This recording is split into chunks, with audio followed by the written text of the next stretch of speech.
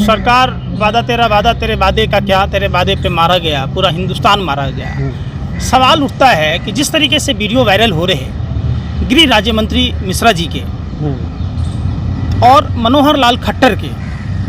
गृह राज्य मंत्री कहता है कि मैं सांसद विधायक मंत्री बाद में बना, मेरा इतिहास जान लें, मतलब में डकैती डालने वाले। वैसे ही दूसरे गृह राज्य मंत्री उत्तर प्रदेश से भी आते हैं मिश्रा जी, जो अपने आप को कुख्यात और दुर्दांत अपराधी बताते हैं कि चुनौती से हम हमेशा सामना किया, डटकर मुकाबला किया। सत्ता के अहंकार में, सत्ता के नशे में चूर उसके बेटे ने देश के पालनहार अन्नदाता किसान भाइयों को कुचलकर मार दिया। ये सरासर गलत है। लेकिन दूसरी घटना सुन तो लीजिए, क्यों हड़बड़ा रहे हैं। एक मुख्यमंत्री जो संवैधानिक पद पर बैठा हुआ है, वो रंडवा खटारा हरियाणा का मुख्यमंत्री कहता है हजारों की संख्या में लठैत तैयार कीजिए, जहाँ जहाँ किसान हैं वहाँ वहाँ अपने लठैतों से प्रहार कीजिए, जेल जाइए, हम बैठे हैं। मतलब भाजपा आरएसएस के लोगों की मंशा साफ है, आप समझिए, मंशा साफ है। करनाल की घटना, जिस तरीके से भाजपा के सांसद आरएसएस का प्रचारक राकेश सिन्हा, आप समझिए, उसका जो रिश्तेदार है आयुष सिन्हा का वीडियो वायरल हुआ, किस तरीके से उसने करनाल को जालियांवाला बाग बनाया, वो भी नहीं छुपा हुआ है। दिल्ली के लाल किले की घटना, जो धर्मेंद्र और हेमा मालिनी के सुपुत्र सनी देओल का चुनावी कैंपेनर जो लाल किला की घटना को अंजाम दिया और किसानों को बदनाम करने की कोशिश की, अगर वो फेसबुक लाइव नहीं करता तो देश के किसानों के साथ कितना बुरा सलूक होता, ये तो ऊपर वाला ही जाने। लगातार जब आप देखेंगे, चाहे वो मीनाक्षी लेखी विदेश राज्य मंत्री जो किसानों को गालियां दी, रमेश बधूरी जो भरुआ शब्द इस्तेमाल किया, तमाम इनके जो भाजपा के नेता जो किसानों को मवाली कहते रहे, शराबी कहते रहे, भरवे कहते रहे, जिन्होंने बदनाम करने की कोशिश की, वो सब एक गोडसे की विचारधारा को दर्शाता है। गांधी और बुद्ध के देश में गोडसे की नाजायज औलादों ने जिस तरीके का एक आतंकवादियों जैसा प्रयोग किया, ये भाजपा आरएसएस के लोग गोरे अंग्रेजों की नाजायज औलादें, जितना क्रूर ये गोरे अंग्रेज नहीं थे, वो ये काले अंग्रेज हैं। ठीक है, आपने गोडसे की बात की है। 2 अक्टूबर गांधी जयंती के दिन गोडसे जिंदाबाद ट्विटर पर ट्रेंड चलाया गया। गोडसे आप भी जानते हैं, मैं भी जानता हूँ, देश का आज़ादी के बाद पहला आतंकी था। गोडसे मुर्दाबाद था, गोडसे मुर्दाबाद है, गोडसे मुर्दाबाद रहेगा। जब तक ये सूरज चांद रहेगा, जब तक ये धरती और आसमां रहेगी, गोडसे और सावरकर दोनों के नाम काले अक्षरों में लिखे जाएंगे। तो सरकार कौन है ये लोग? ये सब भाजपा आरएसएस के लोग हैं। जैसे रामायण, सुन नहीं रहे ना, जैसे आप रामायण देखा आपने, रामायण में राक्षस था रावण, लेकिन वो साधु का वेश पकड़ कर आया, भगवा कपड़ा पहन कर आया। आपने रामायण देखी होगी, जब प्रभु श्री राम के भाई लक्ष्मण जी मूर्छित हुए, तब सुषेण वैद्य को बुलाया गया, तब संजीवनी बूटी मंगाई जाने वाली थी, तो हनुमान जी को रोकने के लिए कालनेमी राक्षस ने भगवा वस्त्र पहना। ये वही लोग हैं, ये देशद्रोही लोग हैं, टुकड़े टुकड़े गैंग के लोग हैं, ये आधुनिक भारत के जयचंद लोग हैं। आप समझिए, इनके बाप दादा सावरकर गोरे अंग्रेजों से माफ़ी मांगा करता था। 3 शर्तों पर यह रिहा किया गया कि रत्नागिरी के बाहर नहीं जाएंगे, कोई भी राजनीतिक गतिविधि में हिस्सा नहीं लेंगे। दूसरा, कांग्रेस, गांधी, नेहरू और मुसलमान का विरोध करेंगे। आज भी वो यही काम कर रहे हैं।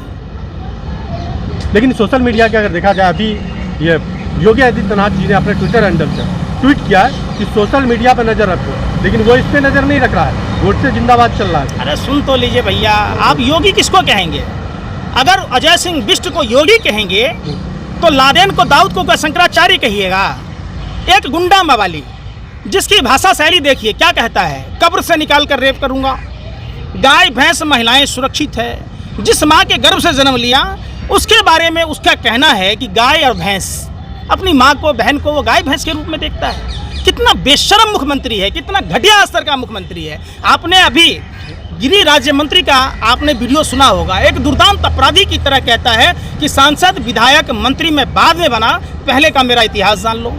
हरियाणा के मुख्यमंत्री जो संवैधानिक पद पर बैठा हुआ है, जो आरएसएस की यूनिवर्सिटी में पैदा लिया, उसका भाषण आप सुनेंगे तो अपने कार्यकर्ता सम्मेलन में कहता है हजार लठैत तैयार कीजिए और किसानों का मुंह तोड़ जवाब दीजिए, जैसे को तैसा। आप जेल जाइए, हम बैठे हैं, हम आपकी मदद करेंगे। आप समझ रहे हैं? लखीमपुर खीरी के केस में अगर देखा जाए तो 4 बीजेपी के कार्यकर्ता भी मारे गए हैं। आप अगर किसी को मारने आइएगा तो सेल्फ डिफेंस का नहीं नियम लागू होगा। अरे बिल्कुल। आप करने क्या गए थे वहाँ पर? मुजरा गाने गए थे भैया? क्या करने गए थे किसानों के बीच में? जैसे गुंजा कपूर बिरयानी खाने गई और इनके पापा पाकिस्तान जाके नवाज शरीफ के यहाँ बिरयानी खाते हैं, पाकिस्तान डे पर बधाई देते हैं, ऐसे ही ये लोग करते हैं। बुर्का पहनकर कौन जिंदाबाद के नारे लगा रहा था किसानों के उसमें समाजवादी पार्टी के रैली में? कौन था? कौन था जो बेंगलुरु में एयरपोर्ट पर?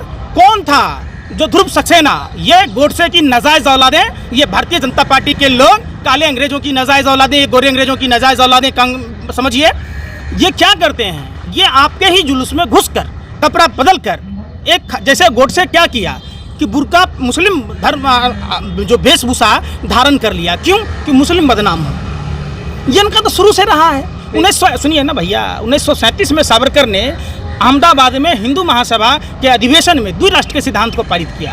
1941 में श्यामा प्रसाद मुखर्जी ने बंगाल प्रांत में मुस्लिम लीग के फजाउल्लाह के साथ सरकार बनाई, धर्म के आधार पर विभाजन की बात की। 1942 में भारत छोड़ो आंदोलन को चलने की बात की, उसके एवज में गोरे अंग्रेजों ने आरएसएस और हिंदू महासभा के लोगों को गार्ड की नौकरी दी। 1943 में गुलाम हुसैन अब्दुल्ला खां और जिन्ना के साथ सिंध प्रांत में सरकार बनाई, धर्म के आधार पर विभाजन किया, अखंड भारत को खंड खंड किया।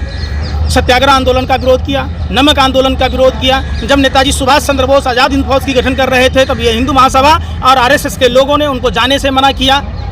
भगत सिंह ने आरएसएस को देश के लिए खतरा बताया, सरदार पटेल ने आरएसएस को देश के लिए खतरा बताया, महात्मा गांधी ने बताया, सुभाष चंद्र बोस ने बताया, चंद्रशेखर आजाद, भगत सिंह ने बताया। अब वक्त बदल गया। अगर आपको आप देशभक्ति का सर्टिफिकेट चाहिए तो आरएसएस में जाना होगा। क्या? आरएसएस के पास जाना होगा। अच्छा, ये देश क्या उनके बाप दादा दहेज में लाए थे? अरे ये तो तब उनकी दलाली और मुखबरी कर रहे थे, ये उनके तलवे चाट रहे थे, उनके घर चौका बर्तन कर रहे थे।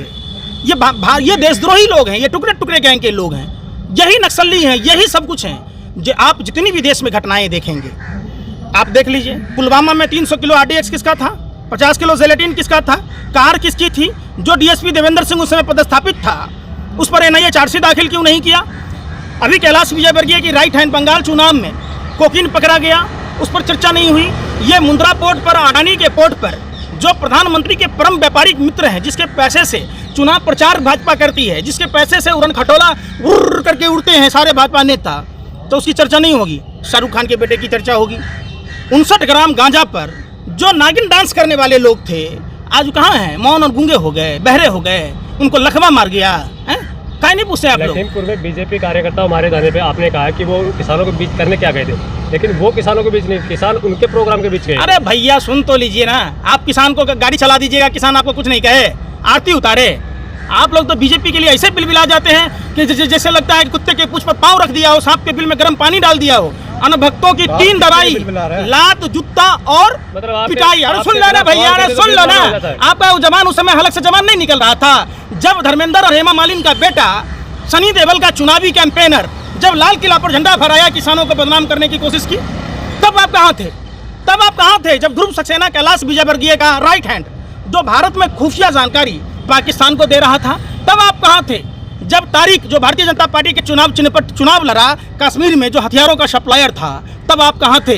तब आप कहाँ थे जब छत्तीसगढ़ में नक्सली हमले हुए और भारतीय जनता पार्टी के नेता ने ट्रैक्टर सप्लाई की थी, तब आप कहाँ थे? तब आप नहीं निकलेगा अलग से जवाब। हम आपकी तरह बोलने के लिए वहाँ पे आ जाएं? नहीं, आप सवाल नहीं पूछिए, आप मुद्रा गए ना भैया। अरे पैरों में पंजाब पहन लीजिए, हाथों में चूड़ियाँ, घाघरा चोली पहन के सड़कों पर नाचिए ना।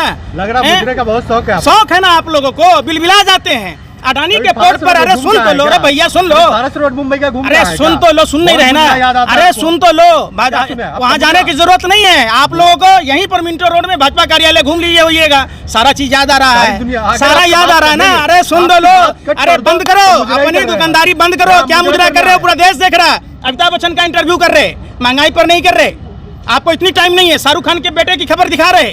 अडानी के पोर्ट पर कैसे आया 2-2 कंटेनर, ड्रग दो आपका अडानी करा, ट्रक लो कंटेनर लो, तो कहाँ चले जाते हैं आप लोग?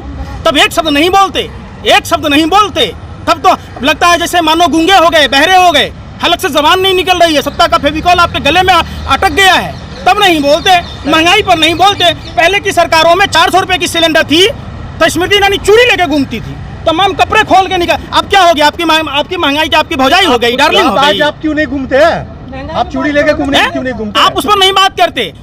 आप जो किसान को राजनाथ सिंह जैसे मंत्री कहते थे, मुझे तो अभी अभी पता चला है, जैसे ही पता चला हम दौड़े चले आए, ये तो धरती के भगवान आए हैं। तो भगवान को शैतान कब से समझने लगे भारतीय जनता पार्टी के लोग?